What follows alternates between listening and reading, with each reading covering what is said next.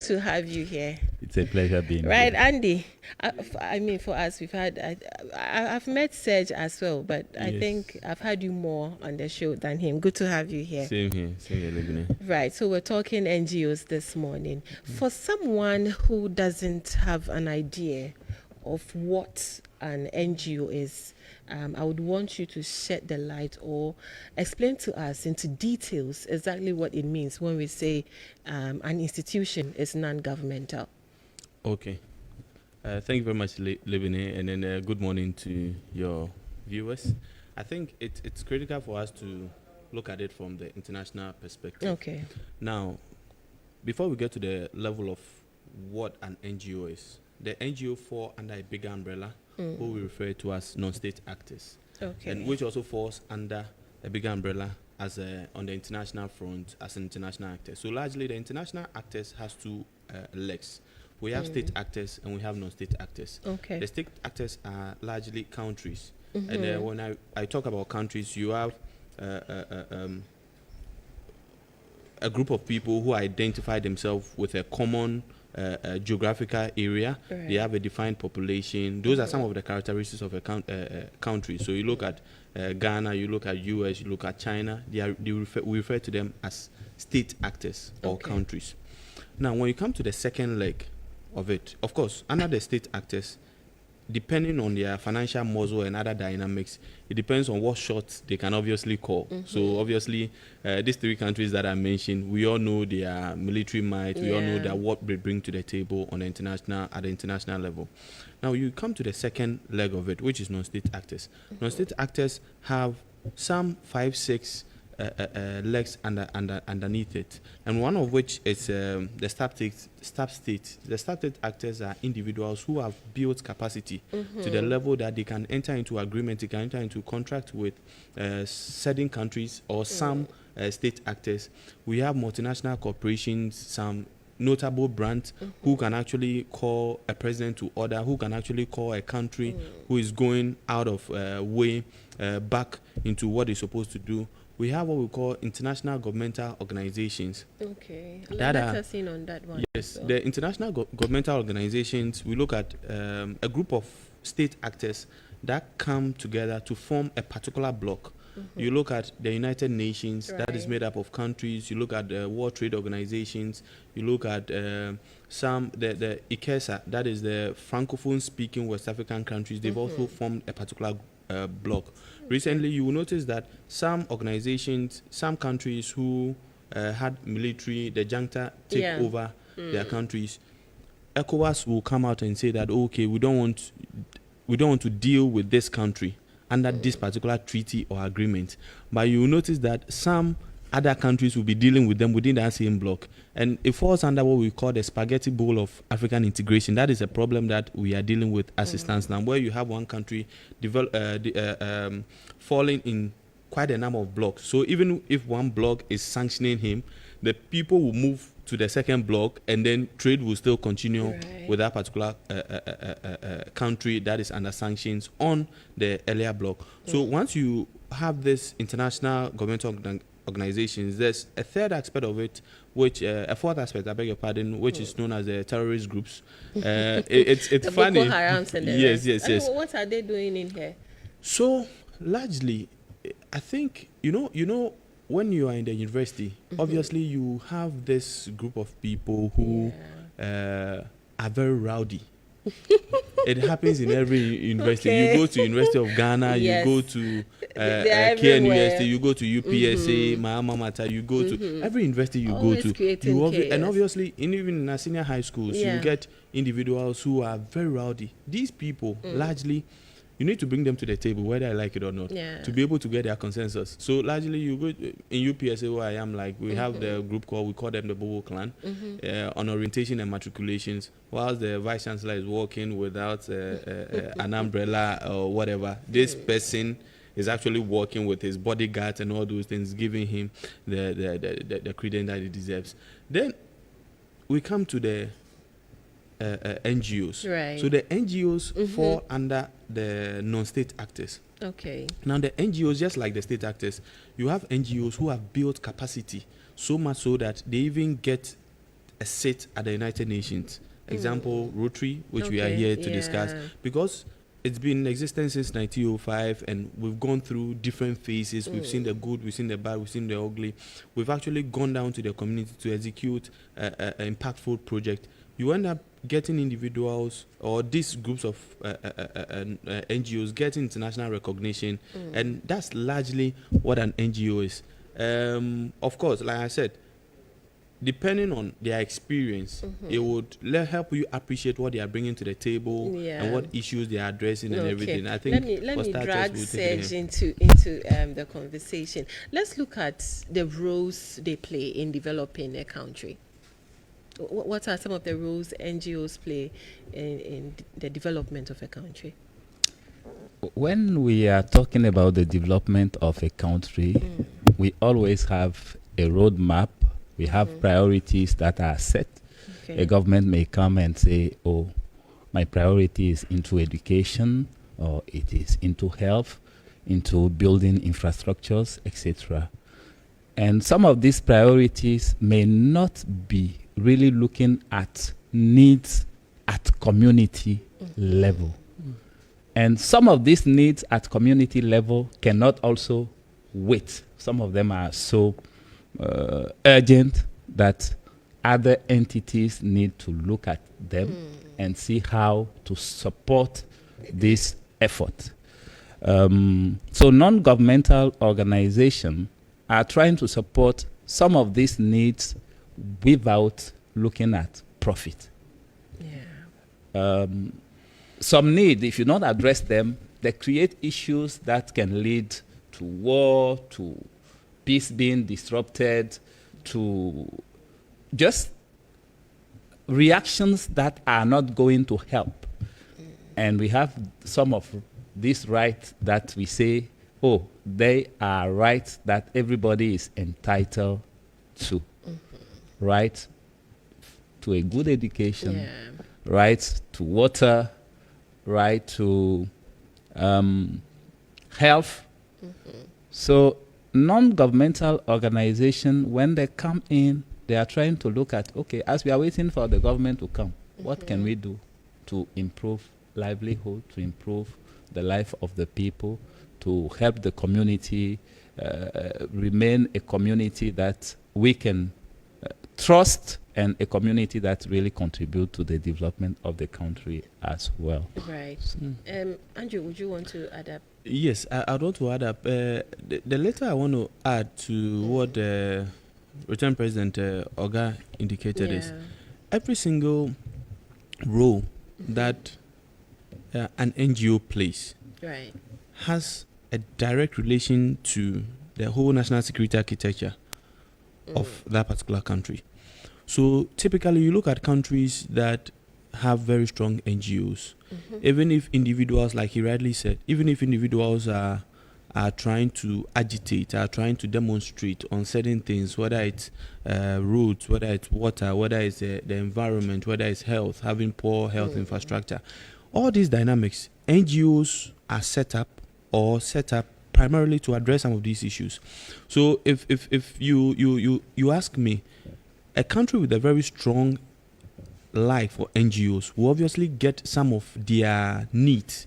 And when I talk about their needs, they are human security needs, which falls under 7 tenets, whether it's food security, whether it's health security, whether it's personal security, whether it's community security, whether it's environmental security.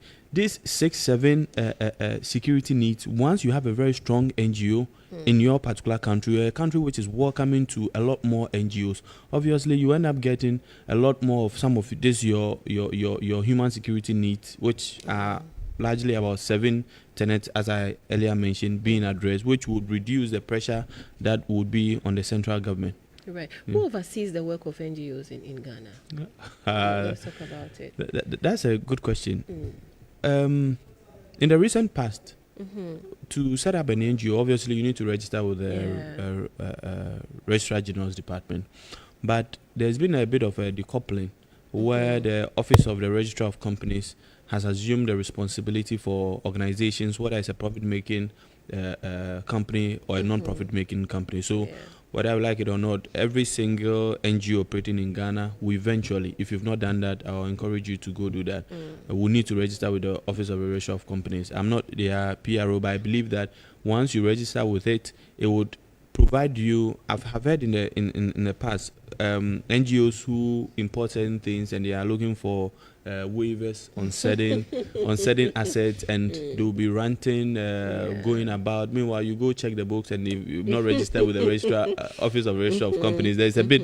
It's a bit of a challenge to get those waivers from whether the Ministry of Finance, whether the Ministry of Health, or whichever agency ministry is responsible for that thing. So the regulation, I would say, falls under the remit of the Office of Registrar of Companies. Of course, once you register with them on an annual basis, you have to submit your report to them and pretty much what is happening to you. But as to whether, I'm not in the know of a particular institution that is actually registering, overseeing the operations, so to say, of the NGO, so that you will not get an instance that we've actually... That issue will come there. But you mentioned it is non-profit. Is it really non-profit? Yes. Okay, we'll come back to the discussion. Before that, let's go for a short break. We'll be right back. Please stay. There's more.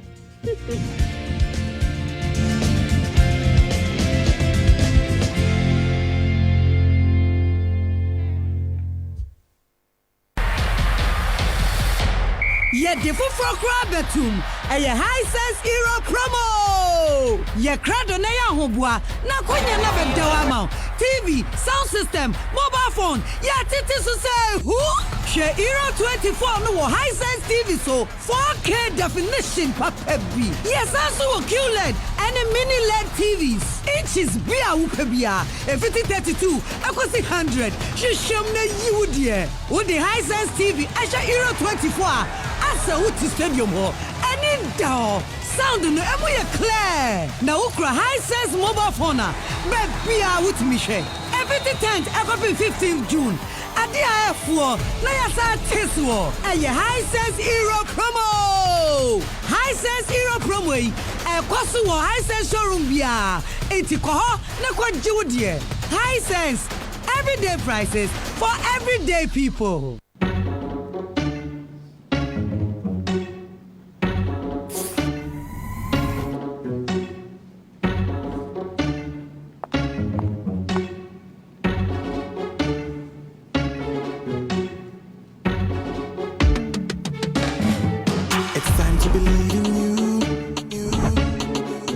Changing, so should you.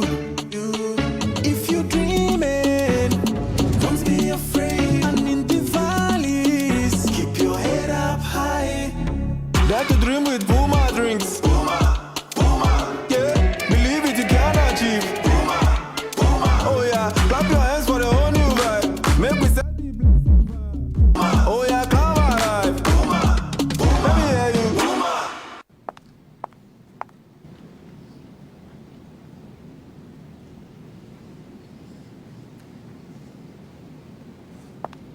Puma drinks, a whole new vibe. Another quality product from Casa Precon. This advertisement has been vetted and approved by the FDA. Tired of back pain, joint discomfort prevent you from daily activities?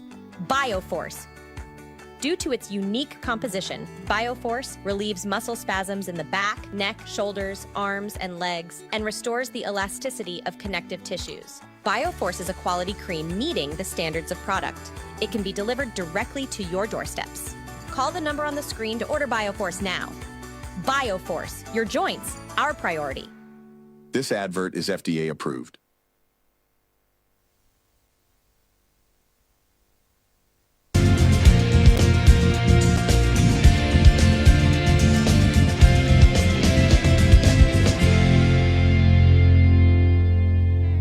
Thank you so much for staying tuned. If you just joined us, this is the key issue segments of the Breakfast Live Show. My name is Lebene. This morning, we're having a conversation on the work of NGOs in Ghana. My guest for this discussion, Andrew Ofosuhene, is the Assistant Governor Designate, Rotary Club, and of course, Serge Suru Oga is the club president, Accra East Rotary Club. Very big thank you going out to Awake Mineral Water and Bioforce for sponsoring this conversation. Andrew, before we went on the break, you mentioned that, it's non-profit. Yeah. Is that really the case? Yes, that is really the case. Largely, non-profit. Yes, non-profit. Largely from the tangent of the accountant will be able to explain it better, but NGOs prepare what we call the income and expenditure account. Right. So, profit-making businesses prepare the profit and loss. That's commercial entities prepare the profit and loss account. So, looking at it from that tangent, yes, you're supposed to meet a particular threshold to ensure sustainability of the running of the NGO. Yeah. So you largely get excess of income over expenditure, but this is not money that shareholders or the individuals are going to say that, oh, this is what we receive at the end of the month, and so we are going to share it, and later they'll come back running the business. Yeah. No, you obviously need a particular threshold to run the business. That's also a going concern, as the company must continue to exist. So it's not a profit-making venture, but you have to ensure that you are above water to be able to. Let me hear benefit. from Serge. So, would you want to add up? Maybe I will take what we do in Rotary as Okay. an example. Okay.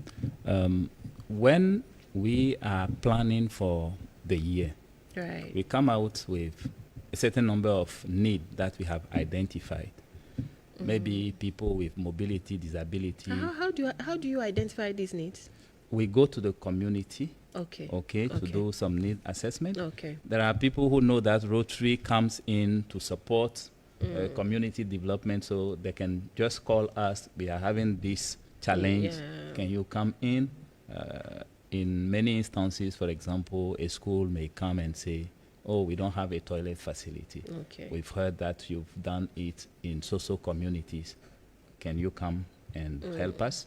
The last project we've commissioned, which was a computer lab to support ICT in a school.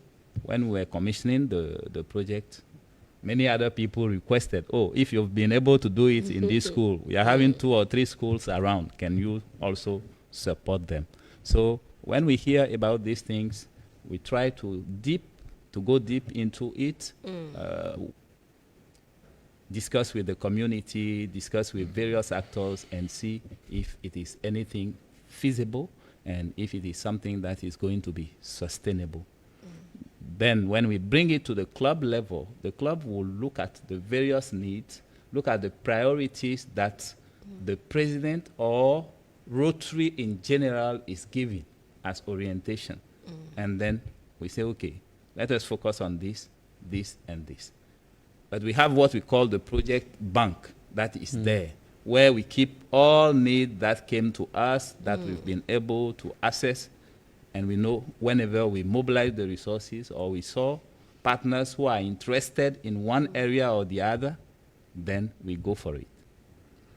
And when we say partners who are interested, like a project we are going to commission very soon, I think in maybe 21st. That's where the issue of funding comes in. Okay. So when we have identified the need and then we go to partners, in terms of social responsibility, would you like to help a community that is having this problem?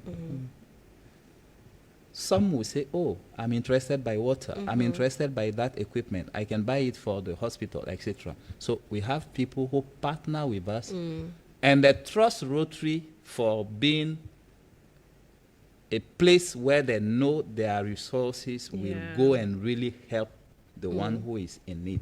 Because Rotarians are volunteers who are not there to receive a salary for whatever they are doing. They are just dedicating part of their time, part of their skills, part of their expertise to help fix issues. So we have people who are good at raising resources or creating awareness on the need we have. Right. So like that, we mobilize some resources. Members of the club who will say, no, if there is such a need, no, I think I can contribute $1,000 to go and fix that problem. Another person will bring in money. And at the end of the year, we have to account for that money and have an I was audited. just coming to that. I mean, who monitors all these monies that comes in? Okay, So there, just for the record, Rotary International for the past 14 years has received the highest rating for the dispensing of funds, i.e. we spend close to about 96 to 98% of the resources we receive. We invest it back into the community. So less than 2 to 5% goes into administrative activities. Either to you look at some other organizations where they receive about 100% of the funding, and about 50% goes into administrative costs, or 60%, and then 40% is used for the project. But in Rotary, less than 5% of the monies we receive is actually what we use for administrative purposes. Largely so because if my background, I'm a security analyst. Okay. My Rotary classification is business development. So if I have to develop a business proposal, okay, or maybe a needs assessment, a proposal to seek for funding, I'm actually doing it on a pro bono basis because I'm using my expertise and bringing it to bear to ensure that Rotary gets the funding they need to be able to drill that borehole in that particular community.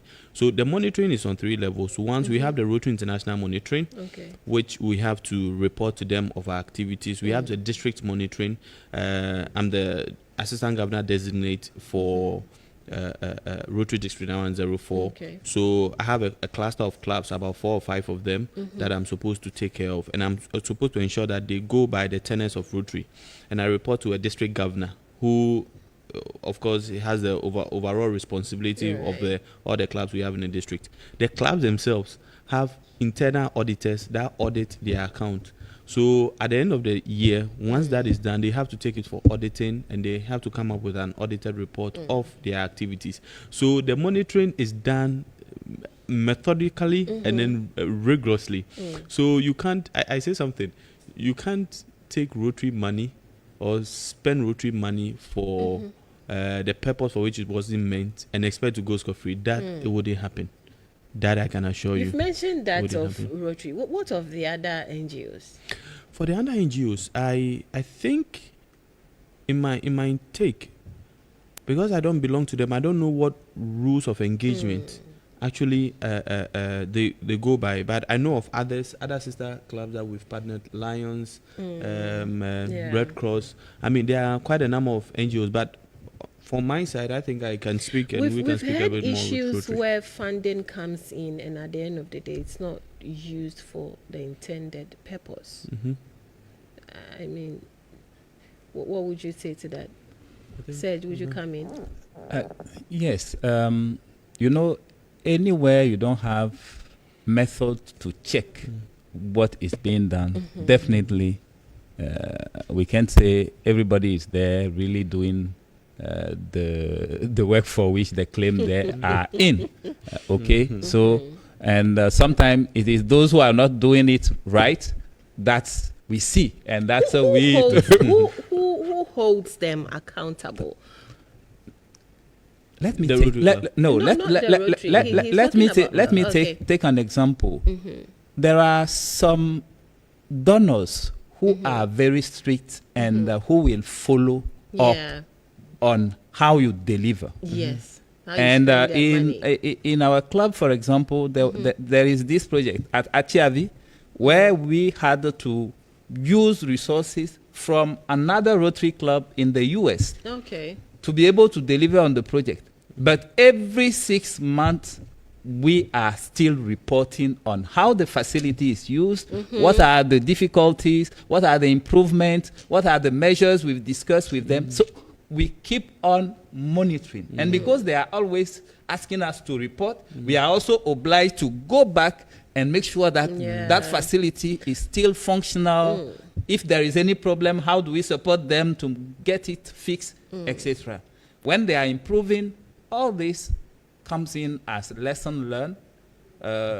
We bring it to a community of practice, and other club get inspired and see how to go about it.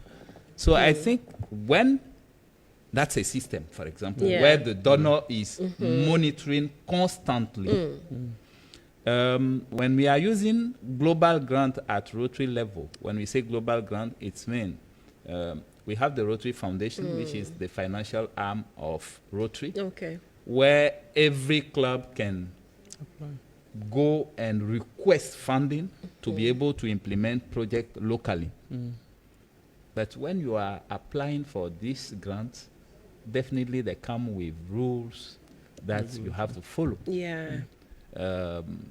They come with reporting also that you have to follow. And when the reporting becomes suspicious, Rotary can send cadres who are auditors coming from elsewhere to check, what is happening? It means the system is working in your outfit. But let's quickly look at some of the challenges NGOs face in the country. I think one challenge that I'll talk about two of them. Okay. But it's pretty much boxed into one, which is the sustainability that NGOs face. That sustainability in terms of their projects that they execute, and sustainability in terms of when the original idea motors of that particular NGO are no more. What happens to the fate of the NGO? Yeah. That is something that we do not actually take advantage of. And again, we'll come back to Rotary. I'm the immediate past president of the Rotary Club of Accra East. Okay. He's the so we're sitting using president. Rotary as a case study for Yes. all NGOs in Ghana. Who will be taken? We have elected who will be taken after him. Okay. And we have also elected the person who will be taken after the one who will be taken after him. So in succession, we have 4 presidents. Okay. So God forbid it happens that something happens to any one of us. Obviously, whoever is next in line can easily assume the responsibility. But typically, look at the NGOs in Ghana and you ask yourself, okay, if this NGO founder is no more, most likely, would the NGO still be in existence? And the answer is a big no. So the sustainability, and he made mention of it, the systems and structures that we've put in place, we make sure that we abide by it. And if we don't abide by it, we take corrective measures to ensure that we come back. Of course, because it's a human institution, you largely get individuals who are derailing from what the core mandate of that particular organization is. But that's why you have higher authorities who are there to be to serve as checks and balances for the sitting president. The accounts have a proverb. They say that the person who is weeding does not know that Nechia or something. Beautiful. Even better. You So within Rotary circles, whoever he's president, but I'm there as IPP, immediate past president, and also an advisor to him and the board as much as possible. We have assistant governors, past assistant governors, and past district governors in our club. Right. Who, when you are not doing the things right, they call you, have you considered this? So yeah, you are the president who will make the decision, but largely the board is there to support you, and the entire club membership is also there. So if the systems and structures are there, and the sustainability in terms of the project that is being executed, we ensure that it plays by the rules of engagement, and the individuals who have gone in for the funding from these corporate organizations or individuals play or execute their mandate just as they promised they would. I think it would help NGOs be a bit more robust than they currently are in their country. Right. There's a story we did on a community in the Volta region known as Agado. Okay. I am very passionate about it because you have children swimming before they get to school. Sometimes they get to school and it's past break time. I would want you to work on that for us as a Rotary Club. But let's look at the Rotary year. We'll talk about that. Okay, sure. Yes, and we'll make sure that you help us in that regard. But we're in the Rotary year already. Yes. Yeah, so let us know some of the activities quickly. We're running out of time. He's just about ending Rotary year. So all right. you can Okay, speak to so him. we will end the Rotary year on the 30th of June, and from the 1st of July, another Rotary year will start. We are wrapping up with our last project, which is on mental health, improving mental health in Ghana. We are working with the Pantai Hospital to support them. Please include a lot of men in that because... Yes, definitely, as we are talking about mental health. We often forget that this is a problem that any of us can face. And because of that, the state in which some of the ward at Pantai Hospital find themselves are not appealing. If you should find yourself there detained for some days, then you will understand what I'm saying. Your situation might even get worse. Because there is no water sometimes flowing in the wards, then we know we may have nature calling, etc. But if the conditions are not okay, you go there, maybe your condition will worsen just because of that. So we are working on improving a bit the water and hygiene system there, renovating some of the wards, and mainly making sure that water is flowing. So we've supported them with the drilling of 2 boreholes. We may need to do more, but this is if we are able to mobilize more resources for next Rotary year, we may continue with other wards that we have not yet touched. But also there is this condition, bipolar condition. Bipolar. Bipolar disorders, for which treatment with lithium helps a lot. Stabilize and avoid the occurrence of the disorders. But the hospital is not having the equipment that helps monitor that treatment. Right. So right now we are coming in to help. I think we should have a more detailed conversation on that one. But we're pressed with time. Let me take your final words briefly. Sure. My final words is that in the coming Rotary year, there are a list of projects that our incoming president, Dorothy Amethepe, has outlined, and it largely falls within the 7 areas of Rotary focus: maternal and child health, basic education, literacy, water and sanitation, disease prevention and treatment, peace and conflict resolution, and economic development. So these are all projects that she's outlined that in the next couple of, I think the next 2 weeks, she'll be spelling it out at African Region Hotel for adoption.